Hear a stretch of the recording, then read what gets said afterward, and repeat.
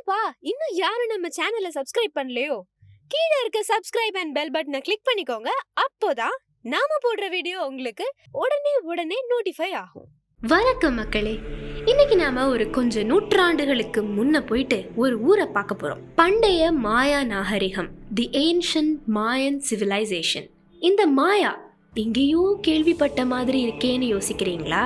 ஆமாங்க, 2012ல் இந்த உலகம் அழிய போகுது, மாயன் கேலண்டர்ல இருக்குன்னு சொல்லி வீதியை கிளப்பினாங்களே, அதே மாயா தான். ஒரு காலத்துல அவங்க கட்டிடக்கலை, வானியல், அறிவியல், வேளாண்மைன்னு நிறைய துறைகள்ல ரொம்ப பெரிய நிபுணர்களா இருந்தாங்க.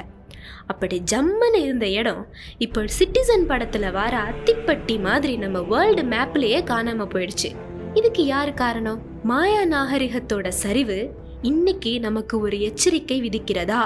ஆமா, அவங்க சரிவு நமக்கு ரொம்ப பெரிய எச்சரிக்கை அலாம் தான். அது என்னன்னு பாக்குறதுக்கு முன்னாடி நம்ம மாயா சிவிலைசேஷன் பத்தி கொஞ்சம் பார்க்கணும். 1800 BCஸ்ல மாயன்ஸ் இப்போ இருக்கிற மெக்சிகோ, குவாட்டமாலால இருக்க சின்ன கிராமங்கள்ல இருந்து வந்து செட்டில் ஆனாங்க. அவங்க கஷ்டப்பட்டு உழைச்சு 8th செஞ்சுரியில ஒரு உச்சத்துக்கு அவங்க ஊரை கொண்டு போய் சேர்த்தாங்க. அவங்க இருந்த ஏரியால 40 நகரங்கள் உருவாக்கி அதுல பெரிய பெரிய கட்டிடங்கள் அமைச்சு விவசாயம் பண்ணி கணிதம், அறிவியல் துறைகள்ல PhD செய்யற அளவுக்கு ஒரு பெரிய இடத்துல இருந்தாங்க.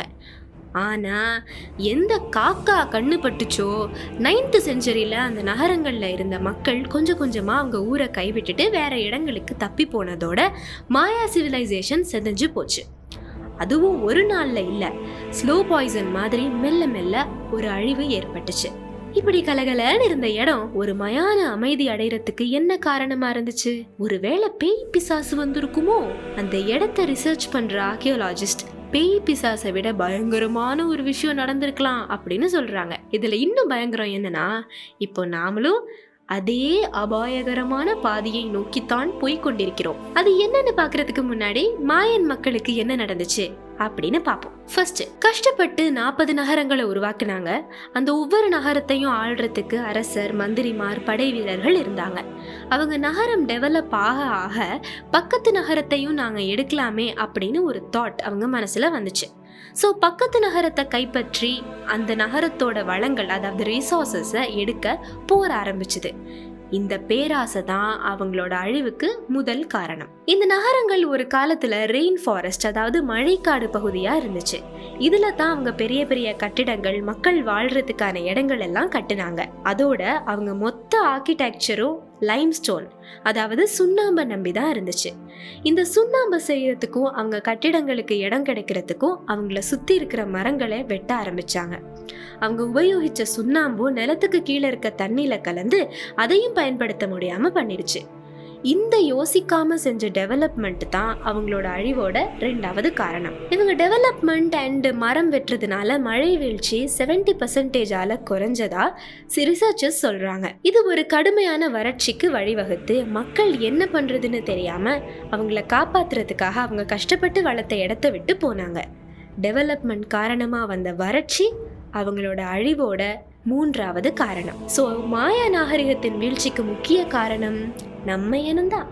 மக்கள் என்னதான் அந்த மக்கள் இயற்கையை வணங்கி இருந்தாலும் டெவலப்மெண்ட் அப்படிங்கிற பேர்ல அவங்க எடுத்த முடிவுகள் இயற்கையை பாதிச்சு மாயா நாகரிகத்தையே ஒரு அழிஞ்சு போன பண்டைய நாடா மாத்திருச்சு. அண்ட் இப்போ சர்க்கிள் ஆஃப் லைஃப் மாதிரி இதே சம்பவங்கள் நம்ம கண்ணு முன்னாடியும் நடக்குது. யூரோப் வெப்ப அலை, காட்டுத்தீ, நோய்கள், எரிமலை, வறட்சி, காய்கறி பற்றாக்குறை, விவசாயத்துல பாதிப்பு, நாடுகளுக்கு இடையே போர், நாட்டுக்கு உள்ளேயும் போர், எக்ஸெட்ரா எக்ஸெட்ரா. இதெல்லாம் யாரால? மாயா நாகரிகத்துக்கு நடந்தது நமக்கு நடக்கிறதுக்கு இன்னும் எவ்வளோ நாள் ஆக போகுது? நாம எடுக்கிற ஒரு முடிவு நம்மளோட சூழலை பாதிச்சா அது கடைசியில நம்மளையே ஒரு முடிவுக்கு கொண்டு போயிடும் அப்படின்னு நம்ம பண்டைய மாயா நாகரிகத்தோட வீழ்ச்சியிலிருந்து நம்ம கத்துக்கலாம்.